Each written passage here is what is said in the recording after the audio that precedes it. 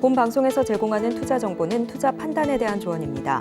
방송에서 제공하는 주식의 가치, 가격 상승 및 하락에 대해서는 방송사에서 보장하지 않습니다. 시청자 여러분 안녕하세요. 오늘을 돌아보고 내일을 준비하는 오늘장 내일장 2부 진행의 백선혜입니다.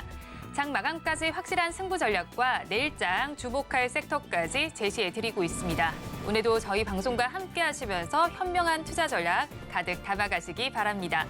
저희 방송은 유튜브를 통해서도 보실 수 있습니다. 유튜브 검색창에 서울경제TV라고 검색하시면 저희 방송과 함께 하실 수 있으니까요. 실시간 채팅도 많이 참여를 해주시기 바랍니다. 그러면 오늘장 내일장 2부 본격적으로 출발합니다.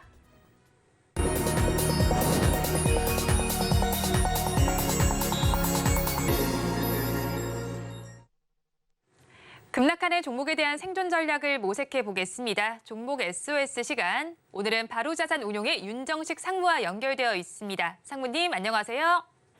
네, 안녕하세요. 상무님 먼저 급락하는 종목들을 구조해 보기 전에 오늘 시장 상황부터 점검하겠습니다. 오늘 시장은 어떻게 보시나요? 네, 오늘 시장은 좀 아쉽죠. 우선은 어제 오후장에 좋은 모습을 보여줬는데 장 초반에는 오전에는 시장 하락으로 출발을 해서 시장 우려감이 많았었으나 오후 들어서 시장 장 후반으로 가면서 이 분위기를 완전히 바꿔줬죠. 이 시장이 플러스로 돌아서는 모습들, 특히 코스닥 같은 경우는 굉장히 드라마틱한 반전을 이뤘죠. 장중 지수 변동이 4.6%였습니다. 굉장히 크게 변하면서 오늘 시장에 대해서 어제의 그런 공포감을 줄여줬고 오늘 시장에 대해서 좀 기대감을 높일 수 있는 그런 모습들을 보여줬는데 코스닥 시장도 그렇고 코스피 시장도 그렇고 특히 코스닥 시장 오늘 좀 하락하면서 다시금 좀 좀 좋지 않으면서 아쉬운 그런 모습을 오늘 보여주고 있습니다. 수급적으로 우선 본다라면 코스피와 코스닥 모두 다 외국인과 기관의 양 매도가 나오고 있고요. 특히 외국인의 순매도가 좀 더 큽니다. 외국인이 코스피에서 3,613억 원 매도하고 있고요. 코스닥에서도 1,662억 원 매도하면서 최근에 외국인 매수가 들어온 날들이 있었죠. 이 10월 17일도 10월 17일, 18일, 20일 3일 매수가 들어오긴 했지만 거의 10월 들어선 대부분의 날들이 매도였던 만큼 외국인은 오늘도 좀 매도를 보여주고 있는데 매도 금액이 꽤 크죠. 지금 3,600억 원 이상이었기 때문에 그래서 외국인의 매도가 오늘 장 후반까지 가면 4천억 좀 넘어갈 것으로 보여지고 다시 지수는 2,350선 정도까지 좀 하락하는 그런 모습들을 보여주고 있습니다. 수급적으로 외국인과 기관 모두 매도를 하고 있고 외국인이 좀 더 매도를 하고 있는 상황 속에서 매도가 좀 집중되는 섹터가 있죠. 오늘 이 섹터가 있느냐 없느냐가 개인 투자자분들의 이런 수익률을 많이 좌지우지했을 것 같은데 2차 전지입니다. 우선 코스피 시장에서 외국인이 3,638억 원 매도를 하고 있는데 이 전기전자로 2,550억입니다. 가장 큰 매도 금액이 전기전자로 들어가 있죠. 근데 이 전기전자 안에 매도가 집중되어 있는 게 삼성전자 하이닉스가 아니에요. 시총 2위 LG에너지솔루션으로 매도가 가장 많이 집중이 되어 있습니다. 시가총액 100조가 깨졌죠. 지금 96조 5천억 정도 되는데 오늘 8% 굉장히 많이 하락하고 있죠. 좀 하락을 하고 있고 그리고 시가총액 5위인 삼성 SDI가 7.19% 하락을 하고 있습니다. 오늘 전기전자에서 나오는 매도는 거의 이 두 종목으로 대부분 다 들어가고 있다. 포스코 퓨처엔까지 따지면 이 세 종목으로 들어가고 있다라고 보시면 되겠고요. 그럼 이 세 종목에서 매도가 끝나느냐? 아니거든요. 오늘 외국인 3,638억 원 지금 순 매도를 하고 있는데 전기전자에 제가 2,560억 원 정도 매도다라고 말씀을 드렸는데 그 다음에 매도가 많은 섹터가 화학이거든요. 그럼 화학 섹터를 매도하네라고 생각을 해볼 수 있는데 화학에서도 매도 1등 LG화학이고 2위가 SK이노베이션이거든요. 둘 다 2차전지 관련된 종목이죠. 2차전지 관련된 이 두 종목 그리고 매도 7위가 화학에서 금양이 있고요. 코스모 신소재까지 다 2차전지 관련된 종목만 오늘 집중적으로 좀 매도가 나오고 있고 그리고 매도 세 번째로 많은 섹터가 철강금속이 한 300억 정도 매도를 하고 있는데 매도 1위가 포스코홀딩스입니다. 이 포스코홀딩스와 사실 철강주지만 2차 전지 관련된 종목으로 주가가 많이 움직였었는데 이렇게 오늘 2차 전지 관련된 섹터들, 전기전자, 그리고 화학, 철강금속 이 세 섹터만 합쳐도 거의 한 3,500억 정도 됩니다. 그러니까 그렇기 때문에 코스피에서 2차 전지 관련된 종목만 거의 외국인이 좀 매도를 하고 있고 이 2차 전지 관련된 종목들이 코스피에서 특징적인 게 시가총액 상위 종목이 되게 많죠. 그래서 코스피가 하락을 하고 있음에도 불구하고 코스피는 상승 종목이 좀 더 많습니다. 상승 종목이 613종목, 하락이 277종목인데 코스피가 하락하고 있다는 점은 이 시가총액 최상위 종목에 있는 2차 전지 관련된 종목들이 하락을 하고 있기 때문이다라고 보시면 되겠고요. 코스닥으로 가보면 이런 현상이 좀 더 심화되고 있습니다. 코스닥 매도 1위 에코프로 BM이고요. 그리고 매도 2위가 에코프로, 그리고 포스코 DX, LNF까지 가장 조금 빠지는 게 지금 포스코 DX가 한 6% 정도 하락을 하고 있고요. 에코프로 BM이 코스닥 시가총액 1위인데 8.35% 하락을 하고 있습니다.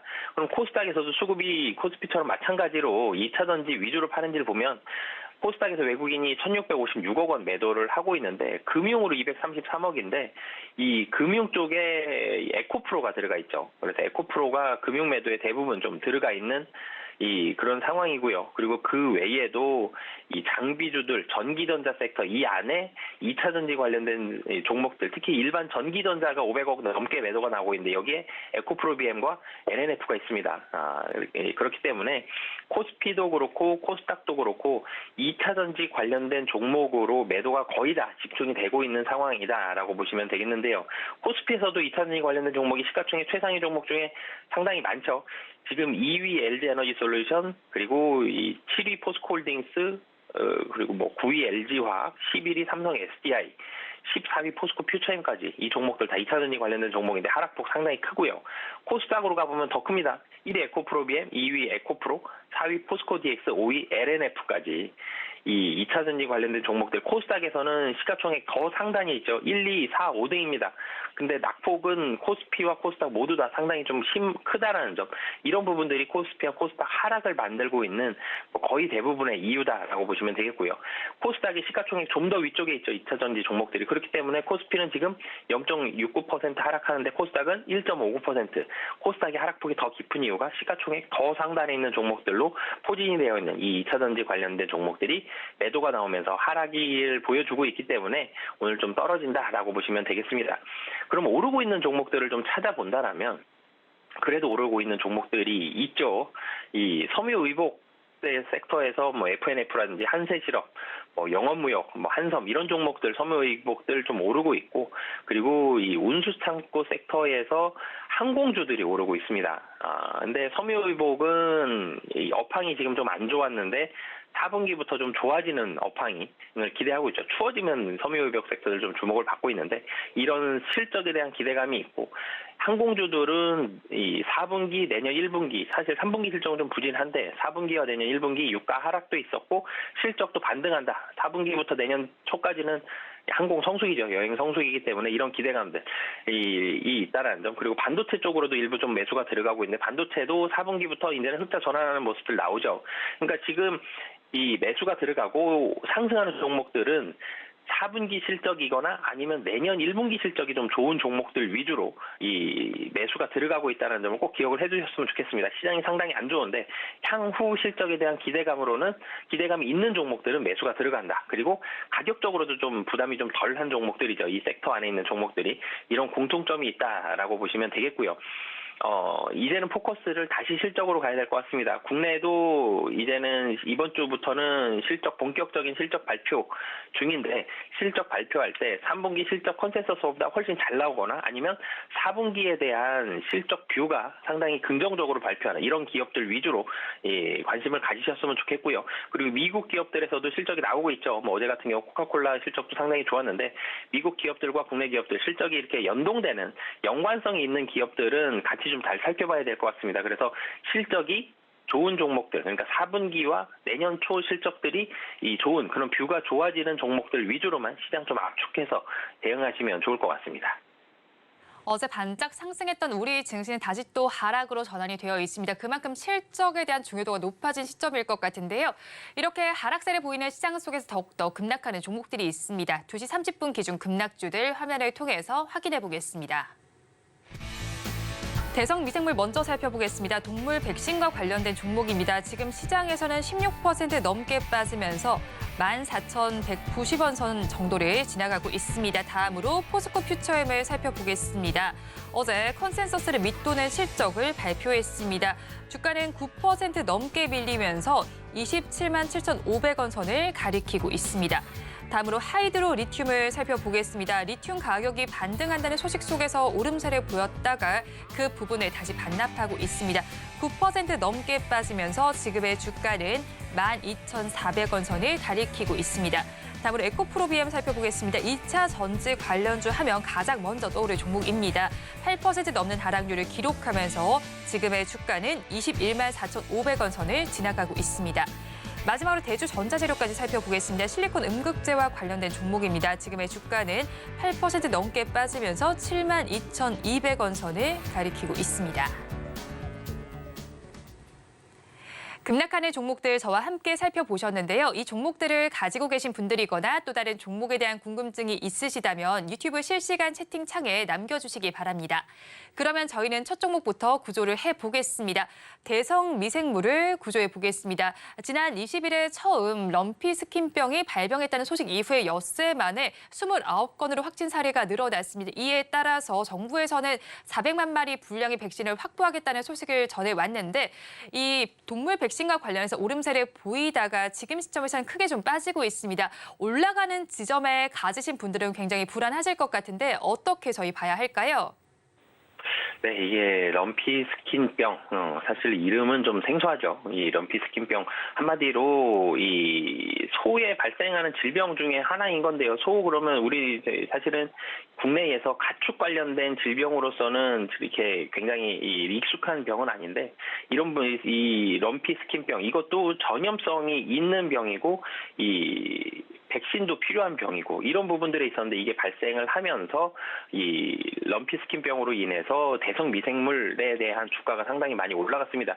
대성 미생물이 이 축산용 백신, 항생제, 이 해열 진통제 이런 의약품들을 가축용으로 해서 축산용으로 해서 제조하고 판매하고 있는데 이 대성 미생물 같은 경우는 2021년부터 지난 9월까지 정부와 공급 계약 체결하면서 27억 원 구제역 백신을 납품한 이런 이력이 있기 때문에 럼피 스킨병이 발생하면서 시장의 주목을 많이 받았고요. 그러면서 주가가 상당히 좀 많이 급등한 그런 모습을 보여줬습니다. 지난 이 10월 20일부터 주가가 급등을 하기 시작을 해서 10월 20일은 11%대, 23일은 점상이라 그러죠.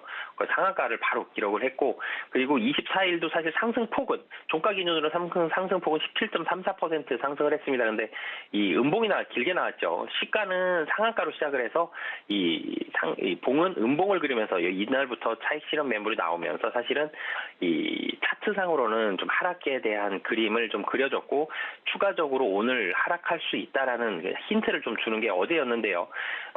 대성 미생물 같은 경우는 이 3일 급등한 이후에 좀 전에도 말씀드렸던 대로 급락 그리고 어제 같은 경우 어제와 오늘 음봉을 길게 그리는 그런 모습으로 차트를 그려줬습니다. 근데 대성 미생물이 물론 이제 정부와의 백신 공급 계약을 하고 뭐 이런 부분들이 있지만 이 매년 무슨 이벤트가 사실은 대부분의 해에 가축 관련된 이런 백신을 맞아야 되는 이런 이벤트들이 거의 매년 발생을 하고 있습니다. 그렇기 때문에 이 대성 미생물의 실적을 본다라면 2020년도 매출액이 248억이고요. 21년도 매출액이 240억이고 22년도 매출액이 255억입니다. 실적 변동폭이 굉장히 작죠.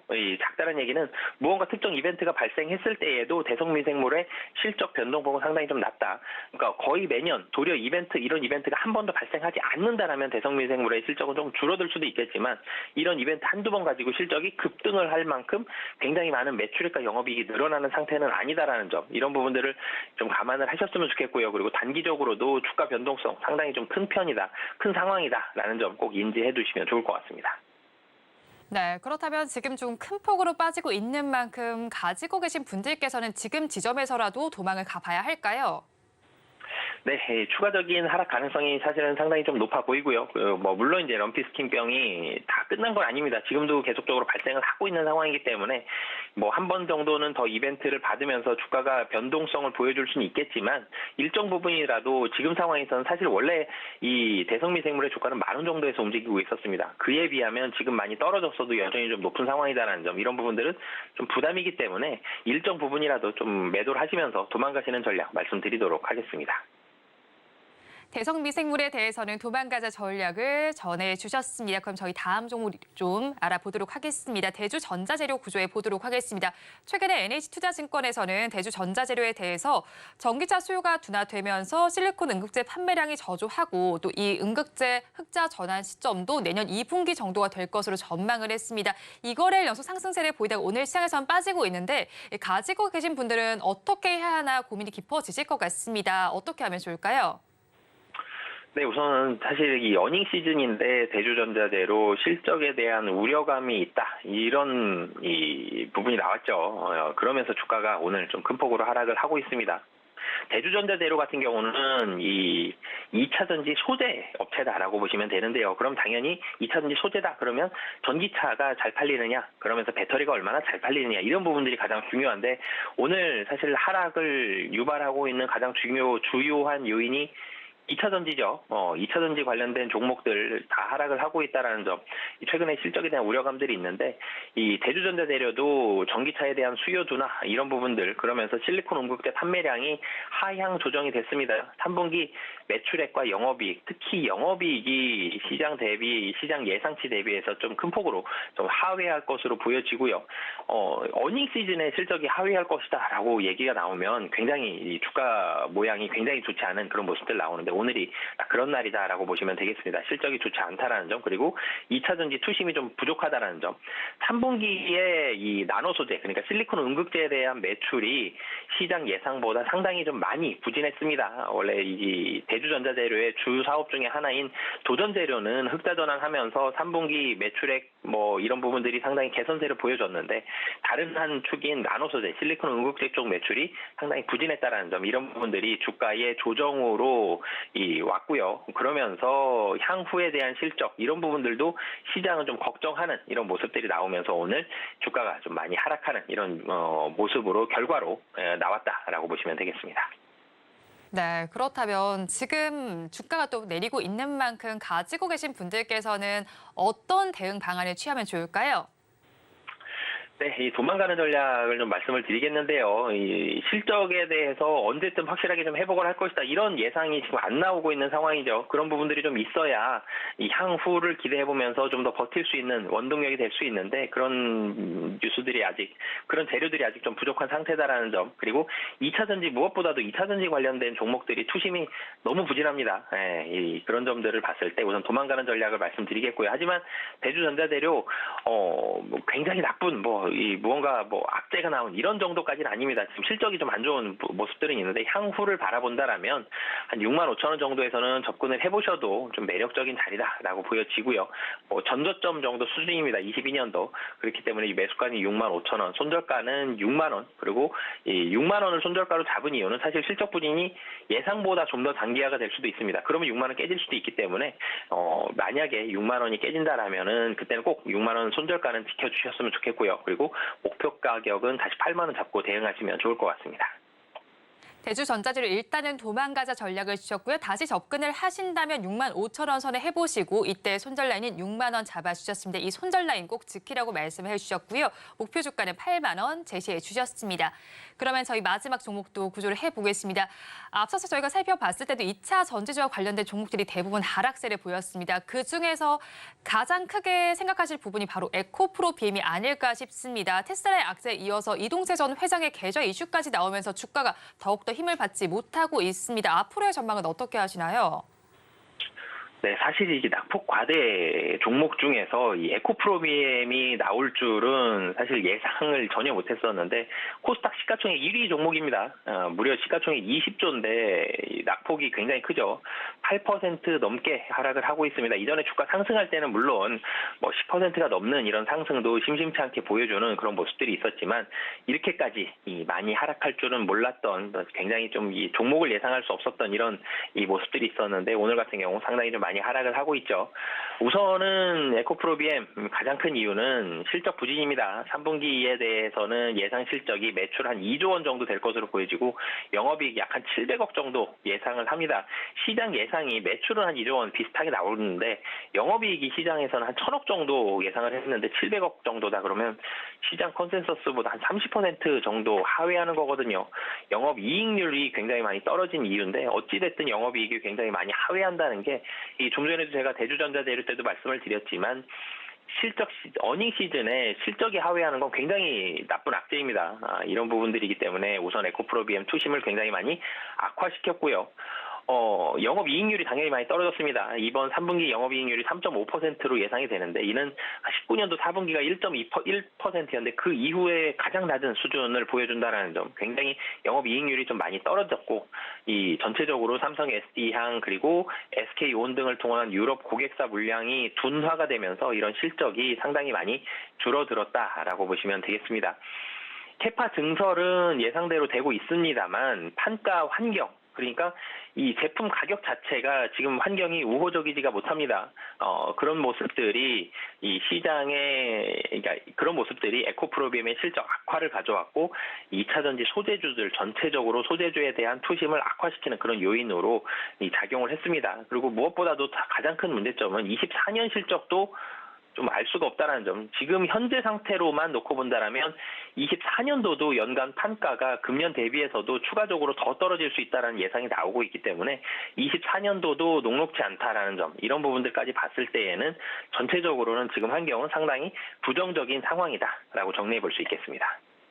네, 에코프로비엠 아무래도 개인 투자자분들이 많이 또 사랑했던 종목인 만큼 지금의 하락세 마음 졸이시는 분들도 꽤 많으실 것 같습니다. 대응 전략 저희가 어떻게 짜가야 할까요? 네, 좀 밝은 뉴스가 사실은 별로 없습니다. 에코프로비엠 같은 경우 내년 실적도 하향된다. 그럼 주가도 당연히 떨어지기 마련이거든요. 그래서 바닥을 좀 확인할 때까지는 좀 도망가셨으면 좋겠고요. 그리고 2차 전지 관련주에 대한 투심도 개선이 돼야 됩니다. 지금 둘 중에 하나는 확실히 확인이 돼야 되는데 2차 전지주에 대한 투심이 개선이 되면서 2차 전지주가 전체적으로 좀 반등하는 모습이 확인이 되거나 아니면 실적이 반등하는 시기를 예상을 할 수 있거나 이런 두 가지 중에 하나가 나올 때까지는 에코프로비엠은 도망가는 전략 말씀드리도록 하겠습니다. 네, 에코프로비엠에 대해서도 도망가자 전략을 주셨습니다. 지금까지 바로자산 운용의 윤정식 상무와 함께했습니다. 오늘 연결도 고맙습니다. 네, 감사합니다.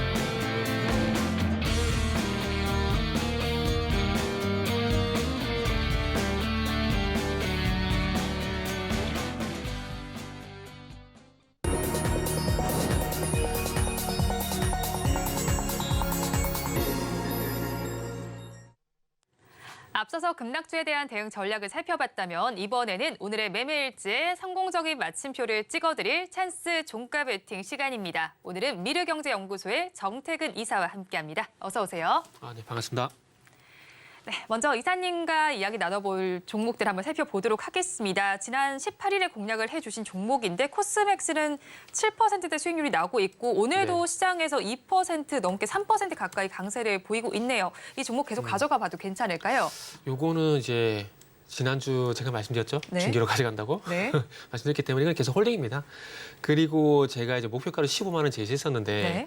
요거는 뭐 그때도 말씀드렸듯이 최종 목표가가 아닌 1차 분기점 그러니까 돌파 여부를 보고 이제 보유 여부를 판단하고 말씀드렸기 때문에 일단은 뭐 5만 원 돌파 여부를 보고 난 다음에 일단 판단하도록 하겠습니다. 근데 이게 지난주에도 말씀드렸지만 이 종목 같은 게 지난주에 말씀드렸지만은 실적 모멘텀으로 일단 말씀드린 종목이거든요. 네. 그렇기 때문에 적어도 그 3분기 실적 발표하기 이전까지는 큰 변수가 없다라면 계속 우상향할 가능성이 높다라고 봐요. 그러면은 일단 15만 원 돌파 가능성이 높기 때문에 조금 긍정적으로 보셔도 되고 지금은 어쨌든 제가 따로 AS 해드리기 전까지는 네. 홀딩 하셔도 된다 이렇게 말씀드릴게요. 네, 코스맥스에 대해서 다시 좀 언급을 하시기 전까지는 홀딩 하셔도 좋겠다고 말씀을 해주셨습니다. 그렇다면 또 다음 달 11일에는 광군제가 예정이 되어 있는데 이에 대해서 화장품주들 주가가 또 오름세를 보일 수도 있을까요? 네네.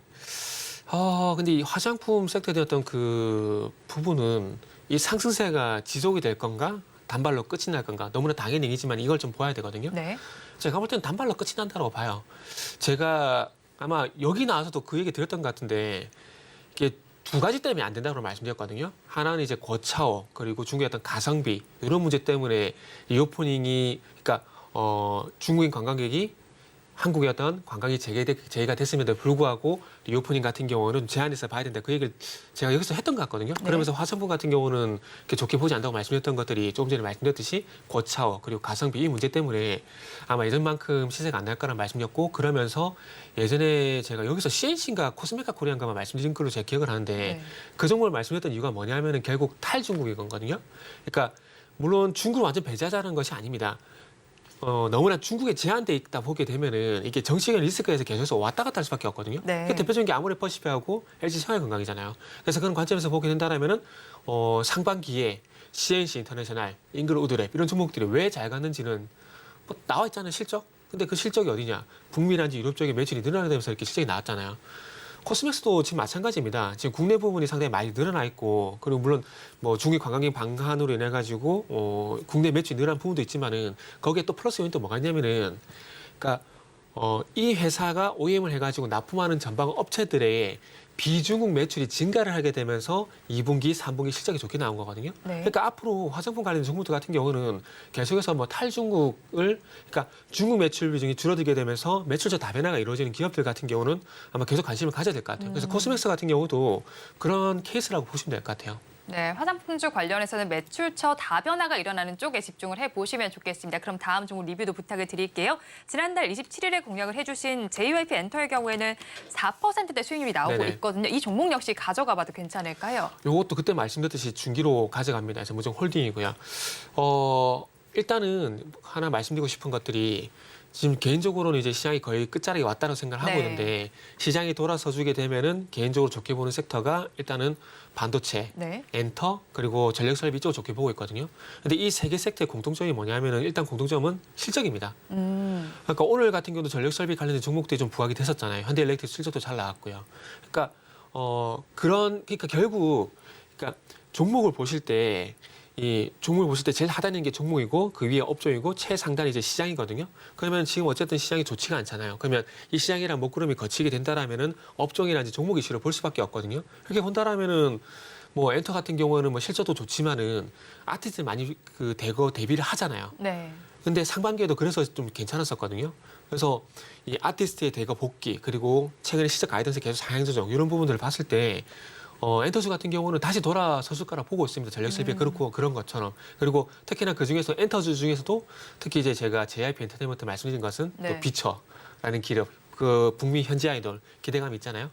그래서 그런 것들이 있기 때문에 뭐 지금은 기다리시면 됩니다. 그리고 시장 변동성 대비해서 JYP 엔터테인먼트 같은 경우는 그렇게 많이 빠지도 않았어요. 뭐 제가 매수한 매수가 거의 근처라 보시면 되거든요. 그래서 요거 좀 시간이 필요하겠지만은 다른 종목들 대비해서는 시장 좋아지게 되면 퍼포먼스가 충분히 많이 나올 가능성이 있기 때문에 그래서 요 같은 경우는 이제 요 같은 경우도 뭐 코스맥스 마찬가지로 중기적인 관점에서 계속 홀딩을 할 거고 앞으로 여쭤보시면은 네. 계획 속에서 AS도 진행하도록 하겠습니다. 네, 그렇다면 또 이제 팬심에는 불황이 없다라는 말이 네네. 있잖아요. 저도 어떤 가수의 팬으로서 팬심에 불황이 없거든요. 어떤 가수 팬이신가요? 조성모 씨 팬입니다. 네? 조성모 씨. 활동 안 10살 하잖아요. 때부터. 활동해요. 아, 죄송해요. 활동하고 있습니다. 외국하고 있어요. 모를 수도 지금 있잖아요. 양복할 수 있거든요. 모를 수도 있잖아요. 네. 그럼 반등 언제쯤 할까요? 엔터즈들. 반등 시점을 알려주세요. 반등 시점은 이제 네. 제가 콕 집어서 뭐 11월 20일 이렇게는 말씀 못 드리고, 네. 그러니까 시장 분위기가 좀 바뀌게 되면은 조금 전에 말씀드렸듯이 그 아이돌의 어떤 대비, 그러니까 지금 이렇게 서서 이제 뭡니까 그 JYP 같은 경우도 니주인가요? 니주가 JYP 맞죠? 맞을 겁니다. 맞을 겁니다. 맞아야 됩니다. 제가 맞습니다. 그 최근에 이제 10월 30일 날 이제 한국에 한국에 데뷔한다는 얘기가 나왔었고 그 비처 같은 경우도 이제 11월 달 아마 북미 쪽에 데뷔를 할 걸로 예정이 돼 있는데 거의 한다라고 보시면 될 것 같아요. 그래서 이런 모멘텀들이 이 복합적으로 있고 그 JYP뿐만 아니라 하이브라든지 SM 같은 경우도 시적 가이던스 상황이 많이 조정이 되고 있는 상황들이거든요. 그리고 하반기에 그리고 이렇게 또 그러니까 상반기, 하반기 나눠가지고 하반기도 앨범 판매가 그렇게 나쁘지 않습니다. 그래서 그런 부분들을 보게 되면 전제 조건, 시장 분위기만 괜찮아지게 되면은 엔터즈도 충분히 추적 상승을 다시 한번 갈 수 있는 그런 업종이다. 그래서 시장의 어떤 지금 현재 변동성만 좀 해소가 될 때까지만 기다리자라고 말씀을 첫 번째 질문에서 드렸는데 또 물어보시니까 또 다시 한 번에 말씀드릴게요. 강조. 네, 네, 알겠습니다. 네, 그렇다면 이렇게 리뷰까지 진행을 해봤고요. 오늘도 시장이 마감까지 10분 정도가 남아 있습니다. 종가 베팅할 종목 키워드 힌트부터 공개를 해드리겠습니다. 오늘 힌트로는 2024년에도 고성장이라고 짚어주셨는데 업황도 잘 가야겠지만 사실 주가도 고성장 네. 해줘야 되잖아요. 그런 네. 쪽에서 가지고 오셨을까요? 네, 맞습니다. 20분이니까 짧게 하겠네요. 오늘도 말 길게 하면 또 옆에서 뭘 하실 것 같아서 오늘 짧게 해야 될까. 조성모 때문에 겁나서 짧게 해야 될 것 같아요. 일단은 이제 2024년이 기대가 되는 부분들이 조금 전에 말씀드렸던 세 개 업종에서 속해져 있습니다. 네. 반도체. 이제 반도체 같은 경우는 그 하이엔드 디램 쪽 같은 경우는 하이엔드 메모리 쪽 같은 경우는 이제 하이닉스가 거의 주도권 가져간다라고 봐야 될 것 같아요. 그리고 네. 메모리뿐만 아니라 디램 쪽도 압축해 보게 되면은 DDR5 그리고 최근에 얘기가 계속 나왔었던 HBM 네. 같은 경우는 계속해서 SK 하이닉스가 주도권을 가져가고 있다 봐야 될 것 같아요. 삼성전자가 조금 이제 혁신을 가지고 좀 치고 나갔으면 좋겠어요. 파운드 쪽 같은 경우도 항상 TSMC 따라간다 그 얘기 나오고. 디램 같은 경우는 뭐 절대적인 왕자였었는데 하이닉스 쪽에 HBM 뺏기게 되면서 2인자 소리 듣고 있고 하다 보니까 조금 개인적으로는 조금 안타까워요. 그래서 다시 대장의 모습을 좀 보여주면 좋겠는데 그거는 뭐 추후에 기대를 해야 될 것 같고 어쨌든 지금은 이제 HBM 관련돼 가지고는 좀 밀려있다 봐야 될 것 같아요. 그 TSMC가 내년에 이제 고급 패키징 코어스 저는 코어스라고 발음을 하는데 네. 그 고급 패키징 생산 능력을 2배 정도 확대를 한다고 합니다. 이게 결국 엔비디아향 그 AI 반도체 관련돼 가지고 이렇게 늘리는 거거든요.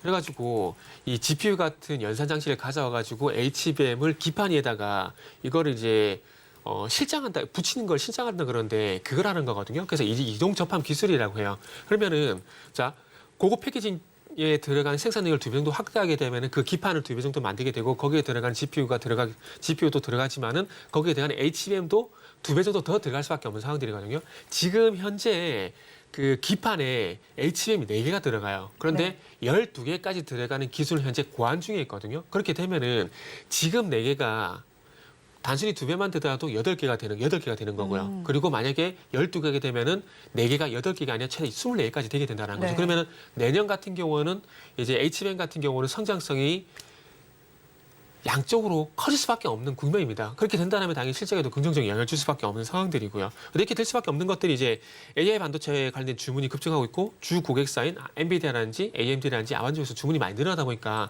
이런 현상이 나타날 수밖에 없다는 것들이죠. 그래서 그런 부분들을 보게 된다면은 업종까지는 좋아질 것이 네. 종목까지는 좋아질 것이 상당합니다. 근데 중요한 것은 반도체는 마찬가지죠. 시장의 변동성이 조금 거쳐야 네. 지금의 어떤 이런 아름다운 환경이 부각이 되게 되면서 이제 모멘텀으로 부각이 되게 되면서 갈 수밖에 없다라는 것들이죠.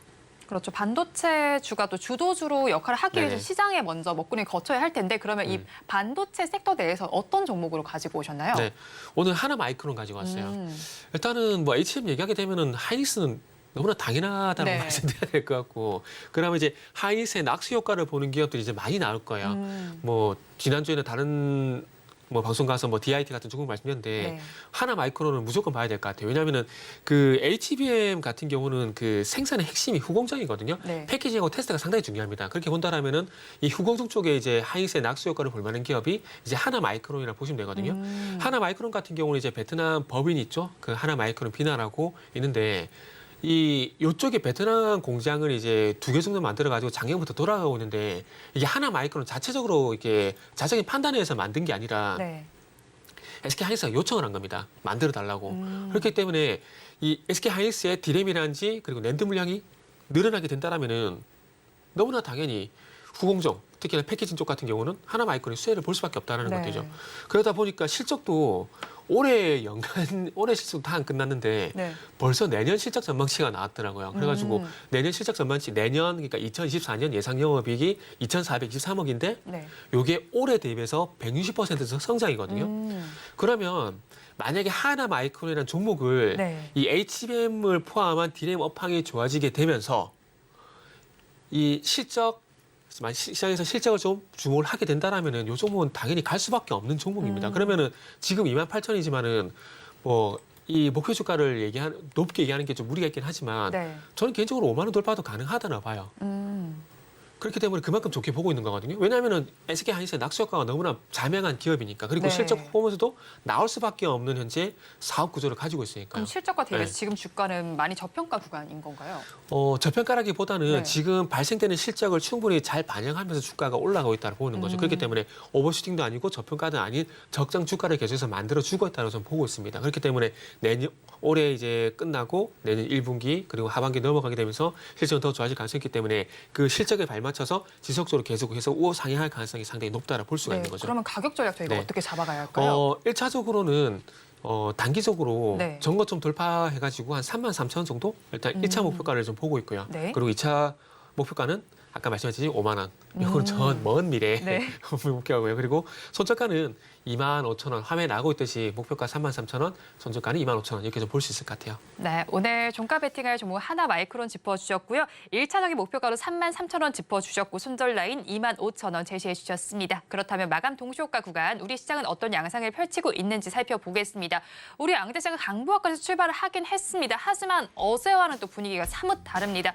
정강 후 약으로 마무리가 될 것으로 보이죠. 코스피 시장은 0.9% 하락세를 보입니다. 2,361선에 마감을 준비를 하고 있고요.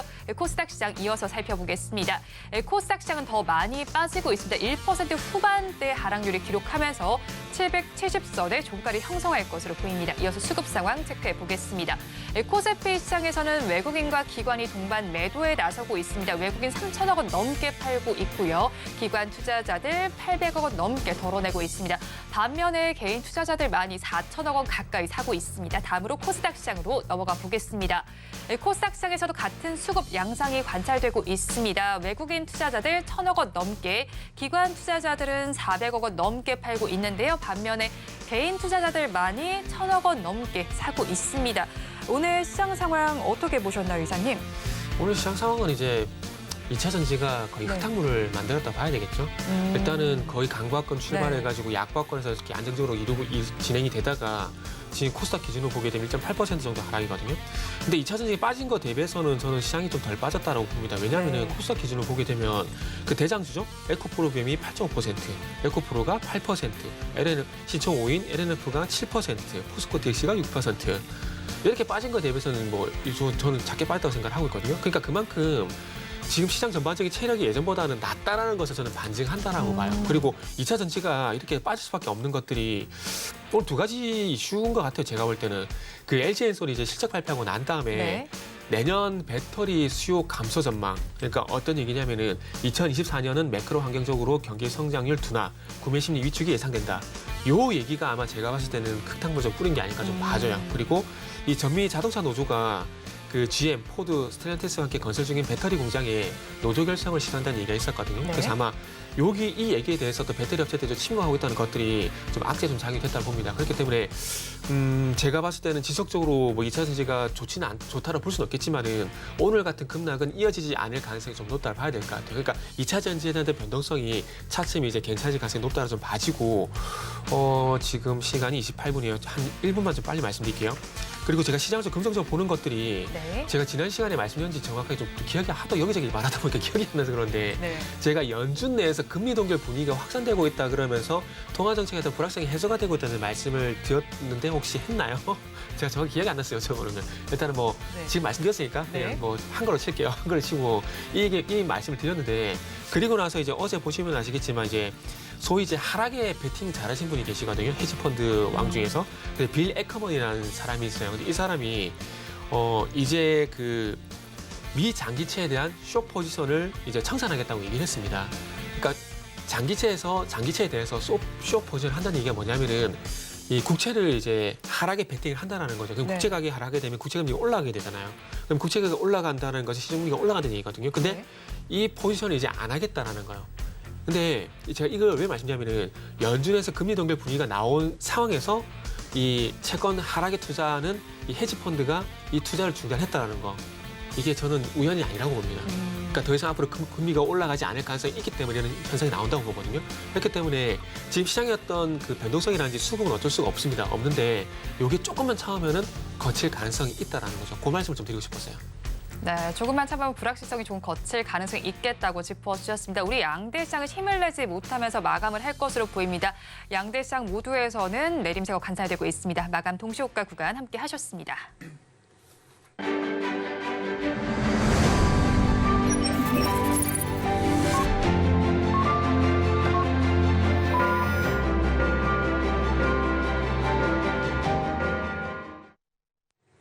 어제 상승을 이겨내지 못하고 우리 시장은 오늘 또 하락으로 전환이 됐습니다. 오늘 좀 답답하신 분들이 많으실 것 같은데요. 업종별로 어떻게 마감을 했는지 살펴보겠습니다.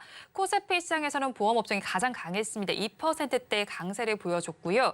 그 뒤를 이어서 음식료업과 운수창고 업종에서 1%대 강세가 관찰이 됐습니다. 다음으로 코스닥 시장도 살펴보겠습니다. 코스닥 시장에서 가장 강했던 업종은 섬유 의류 업종입니다. 2%대 강세를 보였고요. 그 뒤를 이어서 YTN이 속해 있는 방송 서비스 업종이 1%대 강세로 마감, 그리고 비금속 업종이 0.91% 강세로 마감을 했습니다. 오늘 시장 굉장히 아쉽게 마감을 했는데요. 내일장에 대한 전략도 짜봐야겠습니다. 오늘장, 내일장 전문가님들께 질문을 드려봤습니다. 화면으로 확인해 보시죠. 네, 우리 증시는 상승분에 또 반납했습니다. 혼조 속에 틈새를 공략할 만한 섹터 어디인지 질문을 드려봤는데요.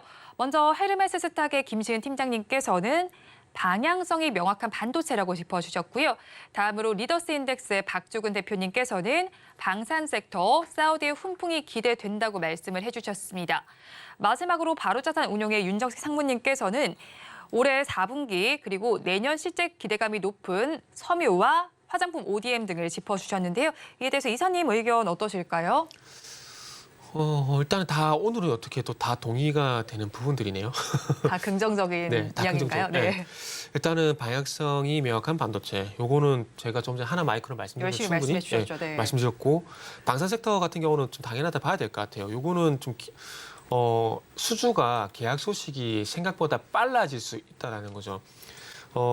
아마 빅텍이라든지 그리고 코츠테크놀로지 맞나? 코츠테크놀로지 이런 종목들이 이거는 단기 변동성을 보시면 될 것 같습니다. 변동 보시면 되고 실질적으로 이제 앞으로 수혜가 되는 기업 같은 경우는 제 개인적으로 봤을 때는 이제 한에어로스페이스, LIG 넥스원, 네. 또 플러스 해가지고 풍산 이런 정도 수혜가 될 거라 보고 있거든요. 일단은 그 하나 에어로스페이스하고 그다음에 LIG 넥스원을 말씀드린 이유가 뭐냐면은 이게 결국 미사일이거든요.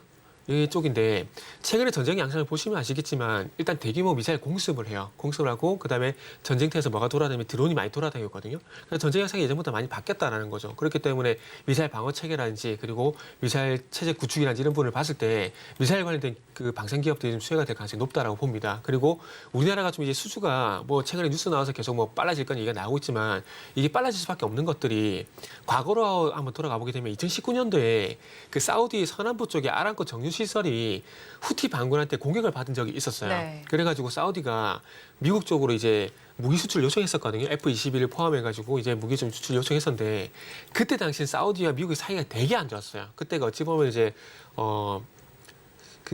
아마 제 기억이 맞으면 아마 바이든 집권기가 맞을 거예요. 바이든 집권기 맞을 건데 미국에서 거절했어요. 거절해가지고 사우디가 어디로 눈을 돌렸냐면은 중국하고 우리 쪽으로 눈을 돌렸었거든요. 그러면서 이제 무기 이제 좀 싸게 달라, 더 달라 이렇게 계속 이렇게 협상을 하는 상황에서 이제 이스라엘 사태가 발생이 된 거죠. 네. 그러면서 이스라엘 분쟁이 발생이 되게 되면서 어떤 테러에 대한 위협이 좀 더 고조가 된 겁니다. 그러니까 사우디가 마음이 좀 급해진 거죠. 그러다 보니까 사우디가 이제 우리나라 쪽과 계약을 할 수밖에 없는 그런 상황들입니다. 그리고 올해 6월 달에 이미 그 사우디 이제 그 군 관계자 포함한 정부 대표단이 우리나라에 와가지고 우리나라 미사일 체제에 대한 부분들 그리고 가지고 그 천군 부대를 방문하고 갔거든요.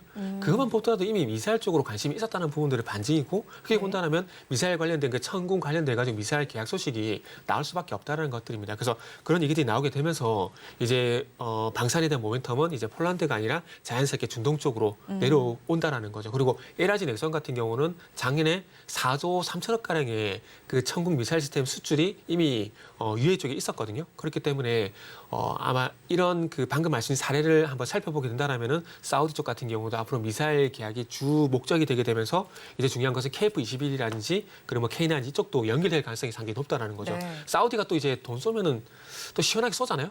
그래서 아마 폴란드를 넘는 아마 대규모 계약이 나올 가능성이 있기 때문에 방산도 한번 관심을 한번 서서히 가져보는 것도 괜찮다 봐지고 그리고 지금 이스라엘이 포탄이 많이 부족한 상황이거든요. 네.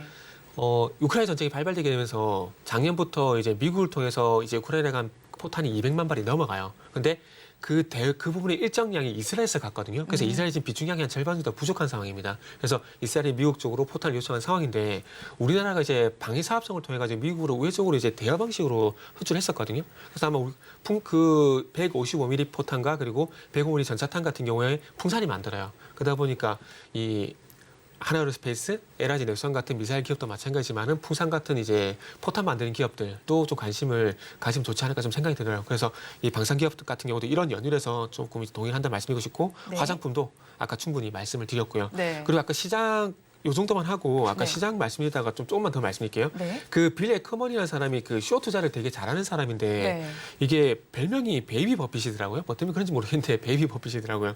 그래서 요 사람이 아까 말씀드렸듯이 숏에 그 국채 하락에 투자를 했는데 네. 8월 달에 30년 만기 미국 국채에 대해서 숏 포지션을 가져갔어요. 그러니까 무슨 얘기냐면은 국채 가격이 하락을 하고 국채 금리가 올라가는 것에 베팅을 이미 8월 달에 했다라는 겁니다. 네. 베팅을 한 이유는 당연하겠죠. 수익이 날 것 같으니까 당연히 했습니다. 그래서 그때 당시 어떤 일도 했냐면은 이 고물가가 지속이 되게 되면은 10년물 국채는 5%, 30년물 국채 같은 경우는 5.5%까지 올라간다는 얘기를 이미 이 사람이 이 얘기를 하게 되면서 네. 국채 투자를 했거든요. 근데 지금 이제 시장 금리가 5% 갔잖아요.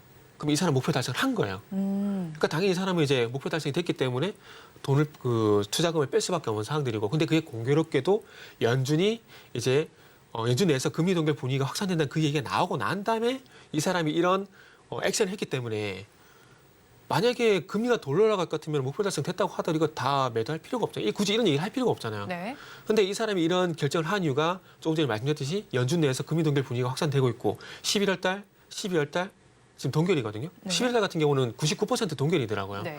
그럼 이렇게 본다라면은 올해 동결이 되면은 또 내년에도 동결할 가능성이 높고, 그러면 이 사람 같은 포지션을 계속 가져갈 필요가 없는 거죠. 성장해야 되는 거죠. 그렇게 본다라면은 이제 적어도 통화 정책에 대한 불확실성이 해소가 되게 되면서 포지션으로 일어났던 시장 변동성이 해소가 될 가능성이 가까워지고 있다는 거죠. 그렇기 때문에 시장에 대해서 지난주도 그렇고 오늘도 그렇고 시장에서 그렇게 부정적으로 볼 필요가 없는 것들이 이런 것만 보더라도 충분히 가능하다, 충분히 시장이 멀지 않았구나 판단할 수 있는 거고요. 그리고 이제 지난주 수요일 말씀드리고 난 다음에 변동성 더 나왔어요. 근데 네. 이게 뭐 때문에 일어나 찾아보니까 결국 뉴스 나왔잖아요. 반대매매.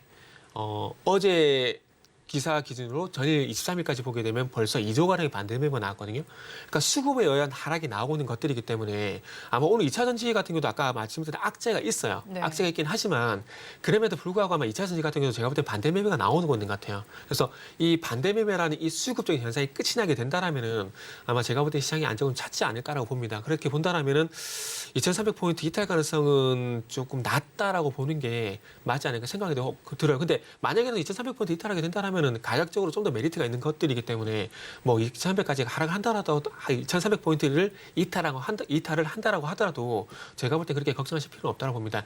제가 볼 때는 2,300포인트 많이 이탈하게 되면은 이거는 조정이 아니라 대세 하락기로 간다고 봅니다. 그렇기 때문에 지금 구간에서는 충분히 그렇기 때문에 뭐 어쨌든 지금 구간에서는 뭐 어찌 보면은 방금 말씀드렸듯이 그 연준의 금리 동결 분위기 뭐 이런 사례들을 말씀드렸던 걸 참고해 보게 된다라면은 뭐 조정이 얼마 남지 않았다 보고 되는 거고 악재가 조금씩 이제 해소가 될 가능성이 높다라고 보는 게 저는 일단 맞다고 봅니다. 네, 일단은 그래도 시장의 악재가 끝날 지점이 보인다라고 좀 짚어주신 만큼 투자 의견을 참고를 해보시면 좋겠습니다. 지금까지 미르경제연구소의 정태근 이사와 함께했습니다. 오늘 말씀 고맙습니다. 네, 감사합니다. 오늘장 내일장 2부에서 전해드린 내용도 정리해서 보여드리겠습니다. 화면으로 확인해 보시죠. 오늘장 내일장 2부의 핵심입니다. 오늘 종목 SOS 코너에서는 대성미생물과 대주전자재료 에코프로비엠을 구조해 드렸습니다. 세 종목 모두에는 도망가자 의견을 주셨고요. 대주전자재료에 대해서는 중장기 기대감이 있지만 지금은 매도하는 것이 좋겠다고 말씀을 해주셨습니다. 그리고 종가 베팅할 종목으로는 하나마이크론을 짚어주셨습니다. 내년에 더욱더 성장할 것이 기대되는 만큼 공략할 타이밍이라고 짚어주셨고요. 마지막으로 내일의 시장 승부수는 전력 설비주 바라보시기 바랍니다. 본 방송에서 제공하는 정보는 투자 판단에 대한 조언일 뿐 해당 주식의 가치와 수익률을 보장하지는 않습니다. 아울러 서울경제TV와 서울경제신문은 당사의 브랜드입니다. 최근 당사를 사칭하는 피해 사례가 늘어나는 만큼 각별히 주의해 주시기 바랍니다. 오늘장 내일장 2부에서 준비한 순서는 여기까지입니다.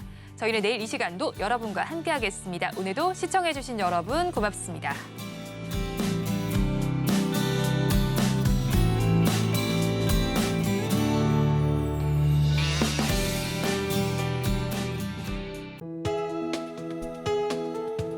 본 방송에서 제공하는 투자 정보는 투자 판단에 대한 조언입니다. 방송에서 제공하는 주식의 가치, 가격 상승 및 하락에 대해서는 방송사에서 보장하지 않습니다.